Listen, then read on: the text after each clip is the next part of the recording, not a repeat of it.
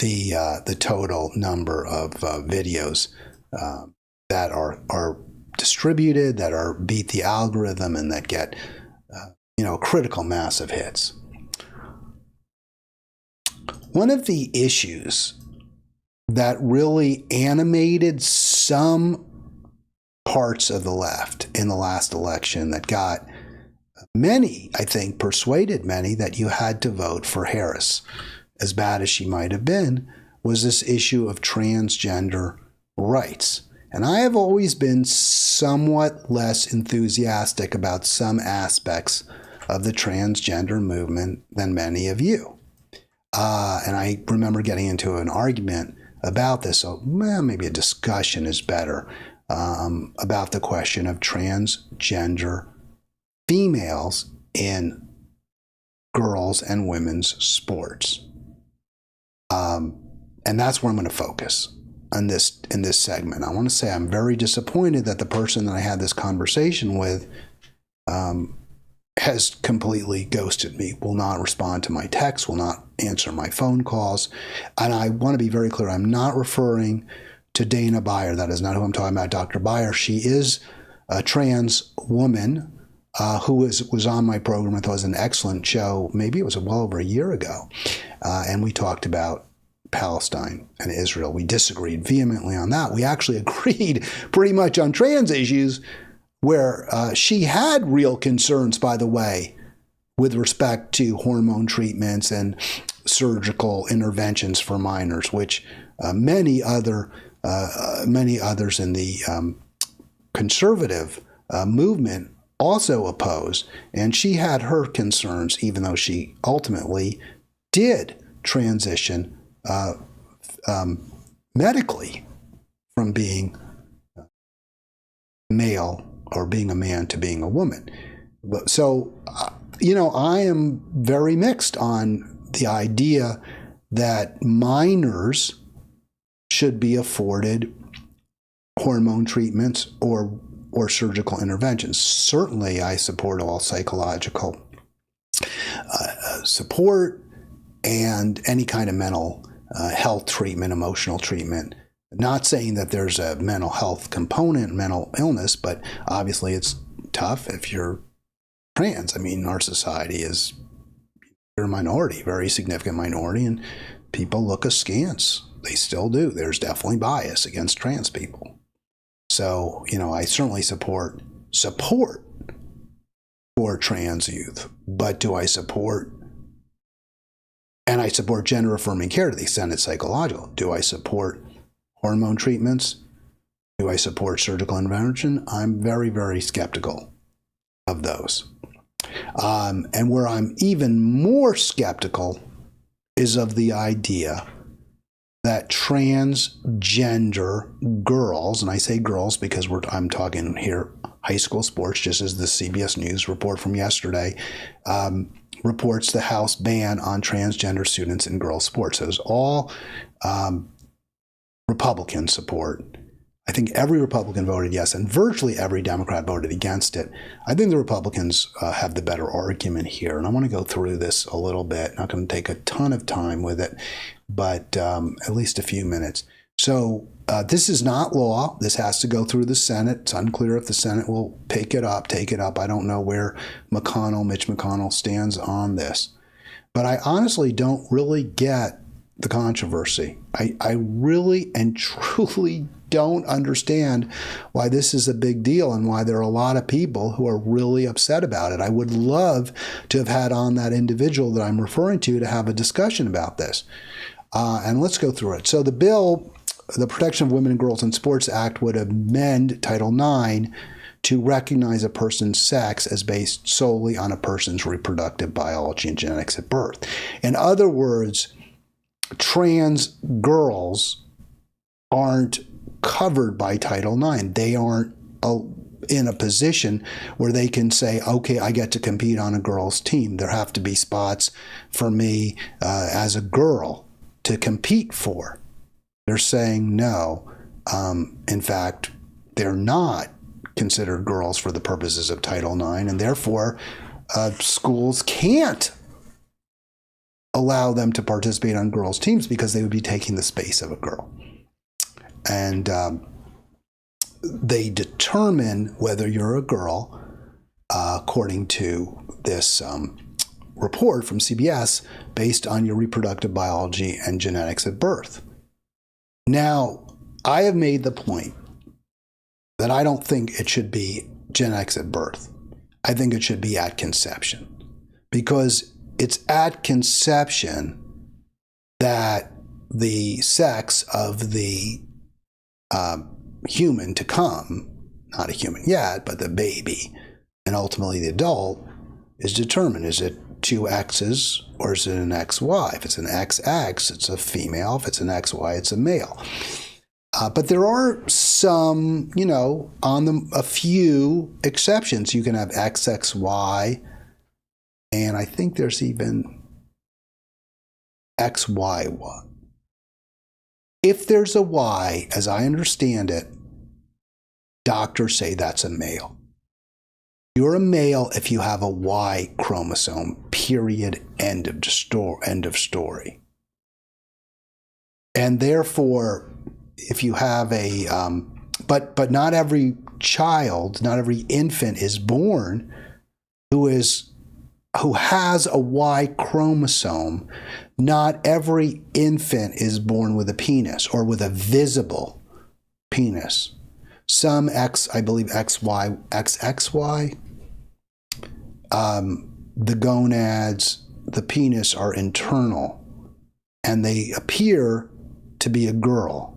They have what looks to be a vagina, but they don't have a uterus. They're not going to ever be able to become pregnant. They're not going to have a period. So that's a male, even though at birth they're determined at birth to be a female. An example of somebody who might meet that definition is the Olympian boxer Amani Khalif, who according to reports, was fits that definition, right? Was born with a vagina, appears to be a female, was raised a female, not a trans. At no point did they transition from one sex to another or from one gender to another, but in the end, they may be, according to at least one boxing federation, have been determined to have the Y chromosome. Now, I think in that case, Amani Khalif, assuming that's true, and I think there was enough evidence to support the suspicion that Amani Khalif is biologically male. If that is the case, and you run the test, whatever, I don't believe then they should have been competing against women in the in the Olympics. I think there's just it's dangerous. It's harmful to the women competing. It's unfair because men are just simply stronger on average by a significant margin. And it doesn't mean every trans or every male will beat every female, and certainly most men would lose. I would get my head handed to me even if I was 22 years old when I was in the best shape of my life. I would stand a chance in a fighting competition with an Olympic woman athlete. I would be killed. I wouldn't stand a chance. But at the end of the bell curve, at the far right, the best, strongest, quickest athletes are men, are biological males.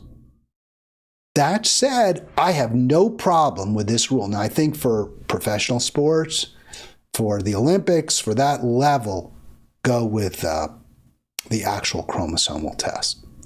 But when it comes to competing in a girls' sports in high school and junior high, I don't think you need to go to that level of granularity. Yeah, go with the sex at birth.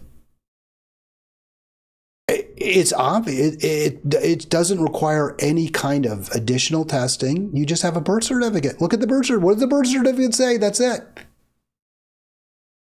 seems to make all the sense in the world. I honestly don't understand why this is even controversial.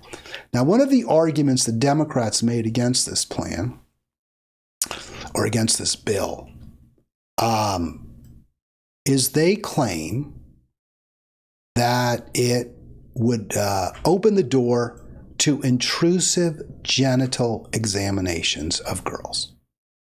That, unless the CBS story is false, and the media gets things wrong, it's true. Unless that is an incorrect description of the bill, the Democratic opposition is ridiculous. It's absurd. The Republican bill, which says the sex at birth determines your eligibility, that bill will obviate the need for any kind of additional examinations, because all you have to do is provide your birth certificate. So if you have a girl who is, and we're going to even talk about one in a moment, who does appear to be more masculine, to have, more, a more defined musculature, or just bigger, heavier boned, but they are a girl, they are a female. That's the end. Here's my birth certificate. And everyone will accept that. But if you don't go by birth certificate, if instead you say, well, it's what you identify with, and then you go into all these questions. Have they been taking some kind of, if they're a biological male, have they been taking hormone therapy? Have they been taking estrogen supplements? Have they taken enough? Let's do an examination. Let's find out. So it's actually the allowance of trans athletes to compete, trans females, trans girls, I should say, trans girls to compete against girls. That's what opens the door to the intrusive genital examinations. This bill actually protects athletes, female girl athletes, from being subject to any intrusive examinations. One Democratic lawmaker, Suzanne Bonamici, says, we're already seeing examples of harassment and questioning of girls who may not conform to stereotypical feminine roles. Yeah, well, that's always been the case, right? I mean, that's what people do. We harass people who are different. That's a human trait. As a matter of fact, it's gotten much better. Much, much better. I talked to my kids, when they were in high school, there were some trans kids and they were accepted. That wouldn't have been the case when I was in high school. Though, I think we would have been okay, they're trans, but it would have been, people would have been that's really weird. But that wasn't the case for my kids. They were no, they're fine. Everyone, they're accepted, whatever. It's all good. Hakuna Matata. That's now. So for Bonamici to be saying, oh, well, people are harassing these kids. Yeah, under the current law, because they don't want their daughters or their friends, they don't want themselves to be competing, if they're athletes, against a biological male who will have advantages. But that's all gone. There's no more worry about that if you just go by the birth certificate. So obviously this plan by the Republican bill does make sense, and there's no good reason to oppose it. I want to give an example of why, a real world example. So I saw this article. This is in today's Monterey Herald. And there's an outstanding woman athlete. I think she's now, I guess she's going to college this fall coming up. And she's Her name is Ella. She's an incredible athlete. She's a girl wrestler and even better at softball. And here's a picture of her wrestling. And so she's in the green. And she's very, very strong. She's very, very lithe. She's very, very, she's better than the other girls. I mean, it's just that simple. At wrestling, at softball, she's just better. She was voted the high school athlete of the year by the Monterey Herald last year. She's a girl. As far I have to admit, I had some suspicion. Is she trans? She didn't look to me like you don't see defined musculature. Her face is softer, but still she's big and, looks more somewhat mannish than maybe some girls do, or than in fact girls do. Many girls do, not all, obviously. She is a girl. She's able to succeed in high school athletics because she's competing against other girls.